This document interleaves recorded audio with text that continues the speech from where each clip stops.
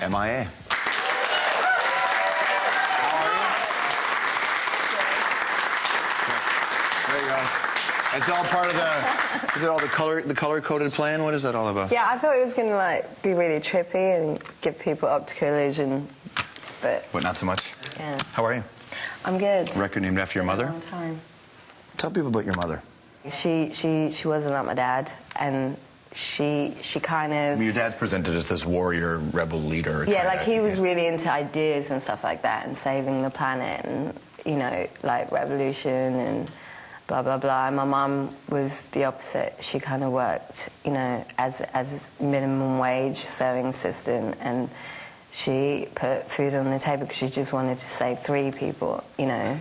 And I thought that's just as important. And I think now I wanted to make my album about, I think because I had immigration problem and I was just spending so much time in, you know, third world places, developing places, it just seemed like, I don't know, I was somewhere where it was the future, you know what I mean? When you say immigration problems, you were put on a watch list and you were denied entry into the United States, where you were supposed to come make a record? I wasn't like straight up denied, but I was on like some list, like national threat to Homeland Security to be specific. But I didn't really find that out until ages later. So for 10 months, I didn't really know I was on that list.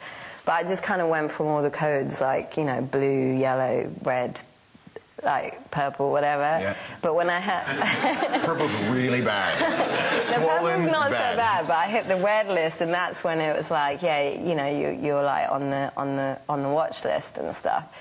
And I have like a chip in my passport and everything. Did anybody ever tell you how you got on that list, or for what reason? Just because of who your father was and where you come from? No, they said that I just matched like an identity of like a terrorist. You were brown. That they had to eliminate me from being the possible like person that was on the list. But it's interesting. You're a musician. Like you said, you do have press. You want to come to work and make a record. Were you going to work with Timbaland? Was that the plan? The whole record? Yeah. You ended up working with him anyway. Not the whole record, but I was definitely going to start off there and see where it took me. But that's kind of like, you know, that was like an obvious progression. Like I made Arula and everyone went, wow, she's going to be amazing. If only she had some dancers and like good hair and worked with Timbaland. And, you know, and I was like, okay, you know, maybe like, you know, that might, you know, that might be an option. And it didn't happen, so I just kind of went off and did my own thing. You were going to work with the 3 6 Mafia? Yeah. And then that didn't work? You know what they've done in the past. Tell people what happened there. It was like the funniest time I had. It was just such a weird culture shock because they're as American as you can get. And like, at that time, they were still carrying the Oscar in their like backpack. And they just have it. Even like when they go to the loo, they still have their Oscar with them. Cause they just, yeah, it was like, you know, they were flying and stuff. And they were going to do the show, MTV show and stuff. And they were really obsessed with Paris Hilton, you know, at the time I met them. So it was really funny, like, just trying to talk about stuff and what I was doing and, you know, me trying to play them the music that I'd made with, like, you know, a dude who made a violin on a coconut. And, you know, trying to make sense of, there's these people in Africa and, you know, there's mute rappers and, you know, this is kind of how music's going back in the third world. And they were like, shalang-a-lang-a-lang, like, where's that? Listen, Where did you say you come from? 3 6 Mafia do not represent women very well, and when I heard that you were going to work with them... Paris had been in there, that they were really obsessed, and they were like, man, what you need to do is just sing about sex. And then I was like, look, I could have done that on my first album, but I didn't, you know. Right. It's for a reason. And so they tried to sort of try and get me to do this, and it just didn't go nowhere. When you're in a position that you are, people are afraid to tell you what they think you should do. This is why most artists get surrounded by yes people. People tell me all the time what to do, yeah. But I mean, no, but the kind of guidance that you would respect. Lots of people can tell you to wear a shorter skirt and slut it up a little, but that's not what the people who pull you aside and say, here's where you should go. Like, do you look at another artist and say, I want a career like Patti Smith, I want a career like so-and-so. You were on the road with Gwen Stefani, which she went through a major transition in her life. Gwen Stefani on stage today is a million miles away from the woman Gwen Stefani was on stage 15 years ago. And I wonder, do you get that kind of guidance in your life that to go down the road you want?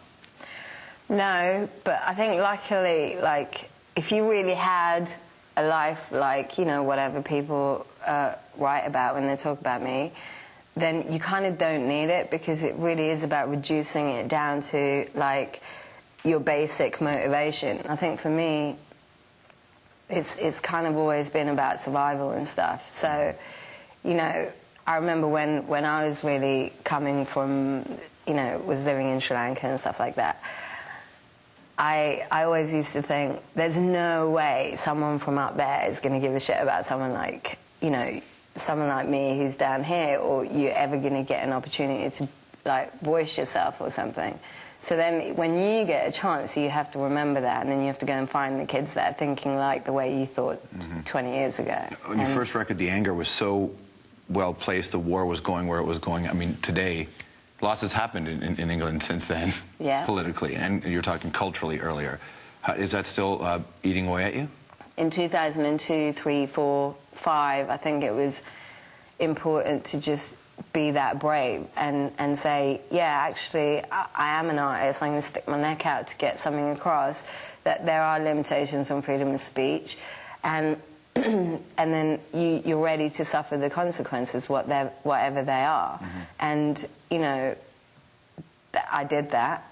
But I don't think now it's a time to talk about politics, because what more can I say after we've seen Saddam being hung on YouTube? You know, there's nothing I need to say. It's a bit surreal at that point, isn't it? And I never came at it like, oh, I'm a politician, you should listen to me. It wasn't like that. It was like, I'm a civilian, this is what happened to me, this is how complicated the situation is, this is why you can't present this problem to the planet and to the population and be like, look, it's black and white, good and evil, this is how we're going to do it.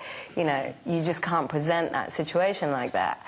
And because you've got loads of people in the middle like me who are totally confused, that are made up of so many different cultures and experiences, you know?